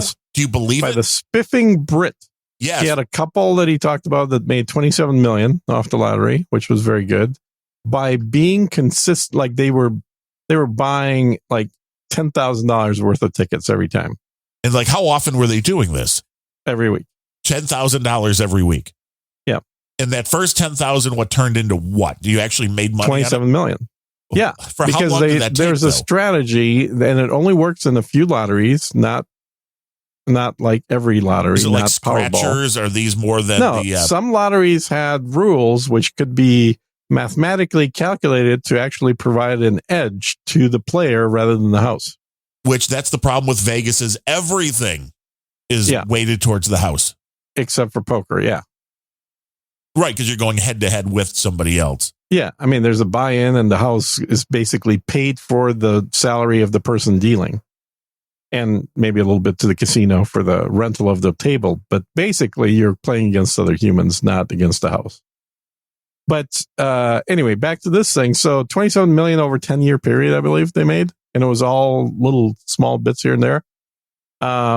There's also guys that were in MIT that set up a group that was making like several million per lottery. So you could absolutely do it, but it's not consistent. I mean, my buddies down in Costa Rica were making plenty of money with the Irish lottery. The Irish sweepstakes. It's a sweepstakes. You get your shilling, we gotta get your best shillelagh out. Yeah, it was run out of Costa Rica. You can't buy the Costa Ricans. No, you can't. So there's plenty of money to be made if you have the edge. If you have money, that's the other thing. You need, there's two things you need money and edge. Yeah. Yeah. And there's still a good chance you're going to lose everything. But if I guess long-term, like anything else, then the numbers eventually pay off. Kind of like if there's, you're using the law of averages combined with a poorly constructed lottery scheme. Sounds good to me. Mm-hmm. How do we do that? Anyway, boy, are we skipping topics around. That's for sure. So we were talking about Mexico and China. So if the U.S. does something that greatly offends Mexico, and China already has a lot of inroads in Mexico. They've been building a lot of the freeway systems down there. They're buying some raw materials so from the Mexicans Mexico. Bring in Chinese people to build the highways? Yeah, because they get the best deals. Absolutely. They're not bringing Chinese people. Chinese construction companies are hiring Mexicans to build roads in Mexico. Gotcha. But why would you need a Chinese-based company then? Because they're willing to bid the construction of the road for less than other companies. Capitalism. A good deal. That's the problem with capitalism. That's the problem with China is capitalism. That's exactly right. If China wasn't so goddamn capitalistic, Russia they wouldn't be a threat. Yeah. They wouldn't even be a threat. Don't they know socialism's the way to go? I know, right? I mean, the people confuse socialism with, what's the word? Dictatorship. Yes. Right.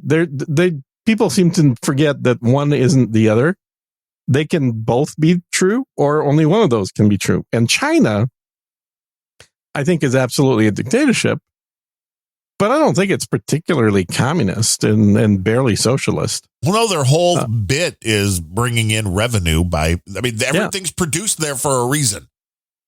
Yeah, I mean, the closest you get to socialism is that if you want to incorporate a company in China, the Chinese Communist Party has to be one of the stockholders. So every single company in China is owned partially by the Chinese government, by the party. But that has, I think, more to do with cronyism and dictatorship than it does with communism or socialism. And they're all bringing in the funds. That's literally what a mafia boss does. Is he wants a piece of everything. Yeah. Of everything. Oh, you want to open up a new store? Yeah, we'll take care of the security for that store. We're going to own 20% of it. Yeah, you're doing business in our little area? Yeah, we own a piece of that. Seems fair. So that's the way that China operates for every business in China. But people confuse this behavior for, that's very socialist of them. No, it's not. Socialist would be to say you're not allowed to start a company in China because all companies are owned by the state. Right, solely by the state. That's what it was in the Soviet Union. There were no private companies operating out of Soviet Union, creating products, selling them everywhere. And then the Communist Party was getting a piece of that. That's why everybody loved getting their Adidas coming in. Because in socialism, there are no private companies. You have government-owned companies with a controlled economy. China is not a socialist country. China has utilized socialism, and it certainly was a lot more socialist in the past, but it has utilized socialism just as much as it has utilized capitalism and free markets to its advantage. To whose advantage? To the advantage of the party members, the people that are in control of the country, aka the Chinese elite. Much like in the US, we have the elites like Hillary Clinton that have been, in government controlled positions, in positions of power, if you will, for decades, just as you have a lot of these, or the Bush family on the other side of the people that have been in office and have even after the fact, enough clout to get the president's kid elected to be president later. Again, this goes back to this idea of religion that I mentioned, that if you take and you remove an official sort of religion and people are treated more a-religiously, there's still a human need to have a religion, something that you have convictions for with no proof. And so something will replace that, much like with the left right now. What has happened is it is the white guilt, the Antifa, the BLM, all of that has become the substitute religion. Well, even though for people that didn't have a different religion, it's crumbling in front of their eyes when you see these leaders like Patrisse Cullors spending millions of dollars on property for herself. There was another one of the BLM leaders. I think that's a mistake. I think that's a mistake in interpretation. The Vatican has taken money for 2,000 years from poor people all over Europe and beyond Europe for the last 100 years, but mostly from Europe, in order to build lavish palaces, have the most expensive artwork. I mean, the amount of sheer gold in the Vatican is mind-blowing. And all of that came about as a result of poor people providing funding to the Catholic Church. This is not a problem for the religious leaders to be living well, in fact, opulently. This is not something that is going to turn off supporters of BLM because... No, but it already is. Because these aren't the leaders. Not. This is like random people involved. You're like, well, where did my money go? They're not random people. They're the people that organized the initial $10 million. Yeah, they're people that organized the. They were able to jump on the bandwagon early enough to set themselves up. This always happens, and I think it's a misnomer to think that we're going to expose the fact that the head of the BLM lives in an opulent mansion. So what? So did the heads of everything. Every because they had president zero of a major corporation. That's the difference. They had zero money 2 years ago. They doesn't took that the just money demonstrate that was given to them to help other people, and then was not actually helping anybody except like one or two people. That is where the issue comes in. It's a little bit. It's only different. An issue for people that don't actually contribute money to them. That's the problem. I disagree with that. People that are not BLM supporters to begin with think that, we've exposed BLM, and now no one's going to give them money. That's horseshit. I know nobody that gave get money to BLM is listening to this show unless it's a very big hate listen. But I would like to. I bet you there are people. Nobody would hate listen. I can't imagine somebody hate listening to a show. That's insane. No, it's not. Say hi to Comic Strip Blogger. He knows you're an evil Russian. But we have breaking news. We have breaking news. Yes. The podcast movement. You remember the whole Ben Shapiro thing? Yeah. They are now apologizing to Ben Shapiro. They're doing a 180. They're not doing a 180. They're giving lip service. That's a better descriptor. That is a difference. Yeah. They says in their statement, quote, "We're continuing to evaluate our policies guiding social media and events with inclusivity, diversity, and respect for all. We have to start by sincerely apologizing to Mr. Shapiro for our reaction when he visited a booth that we sold his company. That wasn't no right." Shit. It's like you sold a booth to his company, but then these are the kind of morons that are in charge of this kind of stuff. Yeah, that is the kind of morons because it's a religion. Yes. What you had is an event that was started by a friend of Adam and mine, actually a guy I knew before this thing. And he sold it a few years ago. And apparently the people he sold it to are of the religion of woke. They're of the religion of woke variety. And so, and there are plenty of people of that religion that are in business that have a lot of white guilt and are good at making money and having the guilt for making money. That's the thing. It's like, don't assume that every woke person is poor and is out of work. There's a shit ton of woke people that live and enjoy living in mansions in California. Well, they feel that like what they're doing is almost every Silicon Valley company is run by woke people. Well, it's like the assholes buying carbon credits and still continuing to fly on their private jets. Well, no, we bought the carbon credits, so we're good. Exactly. So they're good. They have done their penance and you have not. You are the evil monster that is wrecking the earth. You hate Mother Earth. You're anti-green. They, flying on their private jets, they have done the penance for what they're doing with those private jets. You haven't done the penance for your air conditioner in your house. Multiple air conditioners. Yeah, exactly. And soon they're going to try to turn it off because, oh no. And they will, because as far as they're concerned, they've got they're good with their God. You're not good with their God. I'm just waiting for there to be a daily allotment of kilowatt hours that the average house can use. And you're going to, I posted, I don't know if you saw some of the images, but I posted a bunch of dystopian movie images and said, we're almost here or we're already past this or whatever a couple days ago on No Agenda Social, which by the way is open right now, I believe. So if you're not on No Agenda Social and you couldn't get on previously because it was full, you may have your last chance this year to get on because they recently did a sweep. Yes. Got rid of people that were not active and open up those slots for other folks. So get on there. It's a way better place and to be than Twitter. Make sure you follow Sir Gene on there. That's not your name. It's Jenin. Oh, it's John. I still have to. I don't know who to reach. Who's tech support? I need to reach out and have it changed. Aaroner. He may be able to change that for you, but I have noticed. I think he's the only guy that can change it. Yeah, because he's the only guy he's the dude. He's the dude with the keys. The guy that runs the whole thing. Now, if he goes woke, this whole thing is just done. Yes, if he sells this off to a woke company, then yeah, and that might happen because this thing is worth a lot of money. Yes, I don't know if he realizes that. Yeah, the eyeballs and the community.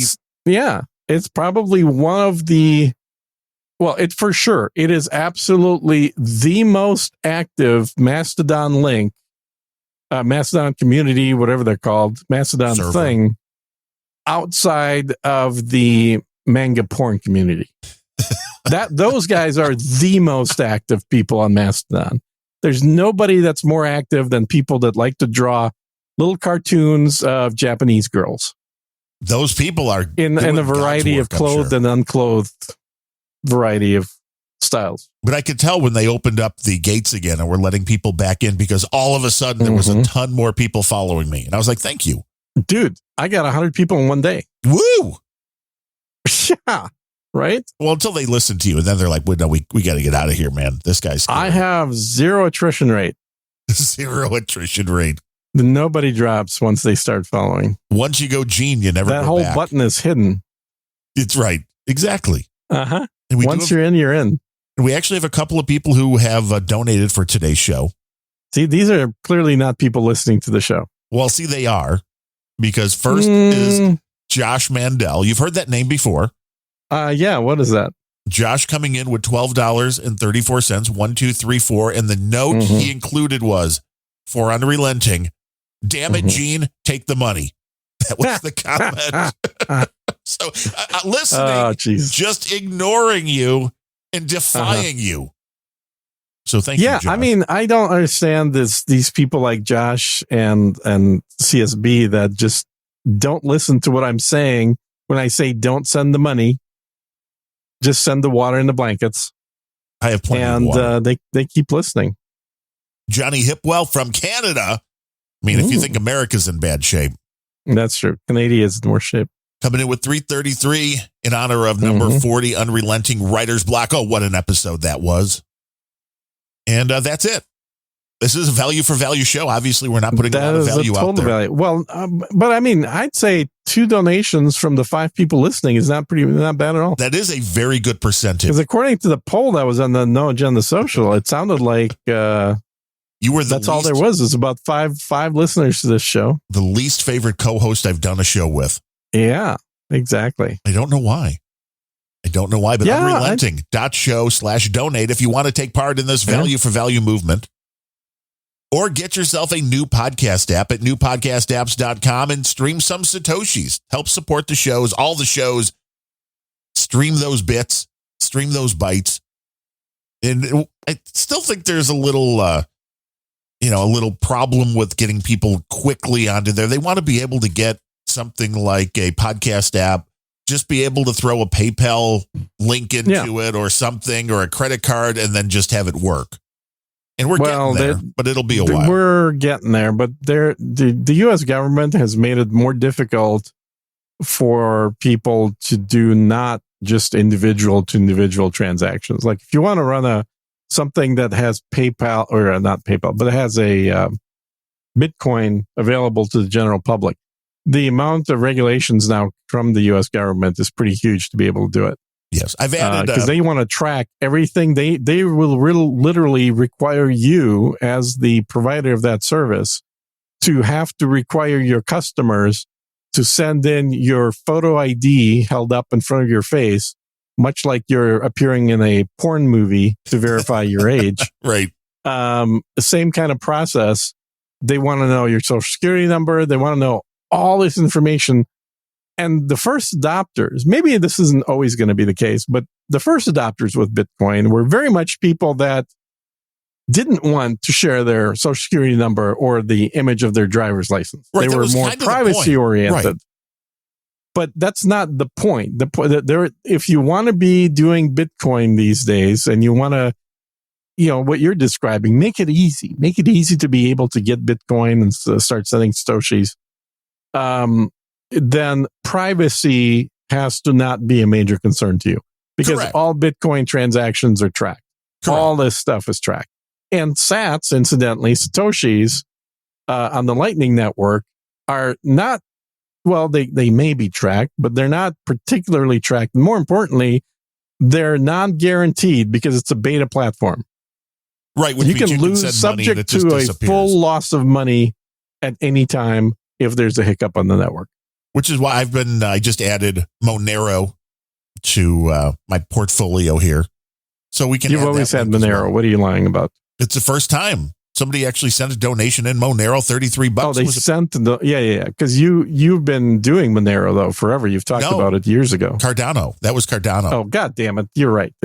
They all sound alike. Well, see, but Cardano is also all tracked where Monero isn't. That's the one that is the latest. I remember a couple of years ago when my other show started, Grumpy Old Ben's. I was like, why are all these people that are doing the malware and all of this, hijacking, and they're asking for the ransom in Bitcoin? I'm like, why aren't they using Monero? Yeah. That's the non-trackable crypto, and now that's what they're using. Yeah, I found because I've been buying a few guns lately in anticipation of starting the new prepping website. Are you selling guns, or is this just you think people are going to come after you? No. It's not it's neither. I'm going to do reviews. Oh, well, that makes sense. Yeah, that's why I told you I'm going to do reviews, and I'm buying stuff just to test, not necessarily to keep. Nice. Are you getting Brushwoods guys to do some filming for you? You could do a whole video thing. I could do a whole video. Yeah, exactly. Just pay those guys a little bit of Kool-Aid or something. They look like they need some cash. Do they? There hasn't been a whole lot of modern rogues lately. I haven't seen any, so I don't know if they're full on in production of the new audiobook type thing series he's doing. Yeah, I don't know what he's doing. I don't know. I haven't talked to him. I should probably drop him a note, see what he's up to. But I don't know. Last time, like I said, I think when I had him on as a guest on Sergine Speaks about a year ago, and he was still wearing a mask, boy, did I lay into him and make fun of the whole mask wearing and talk to him about. Was he wearing the mask during the show? Yeah, he was wearing the mask during the recording of the show. That doesn't sound good. Or is it video? No. Did you do video for that? Or just audio? Well, it was a podcast on my end, but we were on a video thing with each other, so I could make fun of him. And he was wearing the mask. Oh, okay. Yeah. Hey, to each your own. It's a religion. People believe this stuff. It is a religion, and here's the thing. I require a tremendous amount of documented scientific evidence to believe something. Yes, as it should be. Most people do not. Most people are going to go with an expert opinion. That's why Fauci was utilized, because he was presented as, well, this is the guy that oversaw AIDS. He's got to know what he's doing. He's the expert, so trust him. I don't do that. I do my own fucking research. I read the actual source material. And what I read very early on, in fact, I think it was in March of 2019. It was before there was any pandemic requirements on anything. It was when it was still kind of like, oh, what's this new thing happening? I'd read a research paper from the University of Minnesota, my alma mater, that said that they did a test in 2018, I believe, testing a variety of materials for permeability and specifically looking at viral load. Like how much do these different materials prevent the transmissibility of viral particles versus bacteria, which are much bigger, or, different particulates like smog or something. And what their findings found was the only thing that was worthwhile, and it was still only about 90% effective, which means 10% pass through, was an N95 mask. Masks rated at N95 in their tests tended to be right around 90% efficient. If they were worn correctly. Yes. If they were worn, but they did a good job of making sure that everything was as tight as possible for their testing. Surgical mask had about a 12% efficacy. Better than a surgical mask was putting a towel around your mouth parts. Well, right, because you're getting less air in. It has a much bigger surface area to collect particulates and stick to the outside surface. So breathing through a towel is better than breathing through a surgical mask. Yes, because you're getting less in. And that's a properly worn surgical mask, not the way most people wore it, which Down was over below the nose. Yeah, or down their chins. It's like, come on, what the fuck? And this was all done before COVID was ever a twinkle in anybody's eyes. This was purely a study that was done. Yeah, I don't know who paid for it, but somebody at the university was clearly wanting to test this because there's no difference between COVID-19 and any other virus. They spread the same way. Exactly. It's not even the smallest virus by any stretch. There are much smaller viruses that are out there.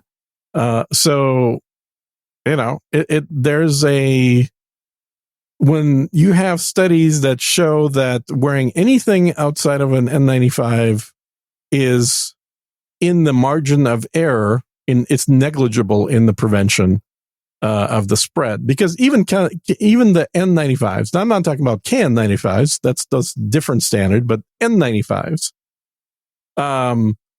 even those were 10% permeable, which means you have a 1 in 10 chance of still getting infected when you're wearing that mask properly. Yeah, but it's a lot better than not wearing anything. I'll give you that. But not perfect. Yeah, it is. But most of the masks, the surgical masks, they were useless. I mean, surgical cloth masks, which became super popular in the first few months of COVID, where everybody just decided, hey, we can print shit on t-shirt material and call it a mask. Right. And make a lot of money. Because people want something that has stuff printed on the outside. I think people are turning against the vaccines, rightfully so. Yeah. And I do find it interesting, finally, in media coverage, I am seeing a separation of the mRNA vaccine talk as opposed to lumping them in with the J&J and the whatever Noravax. There's a few other that aren't mRNA. And it seems like the mRNA ones are the ones that have caused the most problems with, especially younger people. Like, wow, you're way more likely for that vaccine to cause a problem than it is protecting you. So it's going to be interesting seeing where all this data, now that we're getting more and more, and we're seeing a lot of these things people believed being debunked, it should make for some interesting arguing. Because people are treating it like a religion, man. Those people getting those masks off those people. Oh, yeah. It's going to be tough. Well, there's still people walking around wearing non-N95 masks and thinking that they're safe. Yeah, they feel good about it. Yeah. And there's still people getting vaccines like the 3rd, 4th, 5th ones just in case. Right. In case and of all they're doing is wrecking their own health at this point. It's like, that's it. And when people have had the virus and then continue to go back, it's like, I don't understand. This is the whole point of, and there was a whole thing out of, we could probably talk about it next week because this was brand new, that some university doctors in Tel Aviv have found 2 new antibodies that seems to be very effective, like 95% efficacy on all of the strains. Mm-hmm. They're somehow doing something differently to the receptors or whatever it is. I didn't quite grasp the whole thing yet, but it's different than the antibodies that were around like when you had it. And they're saying, well, this could just totally make vaccines not needed, that this just treat people with this if they need it. It's a much better route to go. And because then you can avoid the heart issues, the sexual issues, especially with women, where the vaccines actually damage your reproductive abilities. Yeah, this makes much more sense. And for people that have had the virus, most likely you already have a decent amount of resistance to, okay, maybe you get a cold the next time. Mm-hmm. This is all stuff we need to follow through on. And we'll see that medical science was either flat out lying or people were in such a panic. Just remember, it wasn't that long ago, in the grand scheme of things, that doctors, medical professionals, were prescribing leeches. This is true. If you didn't want to get leech treatment, then you were going against the science. Yeah. When did you get your last leech treatment? About 12 years ago.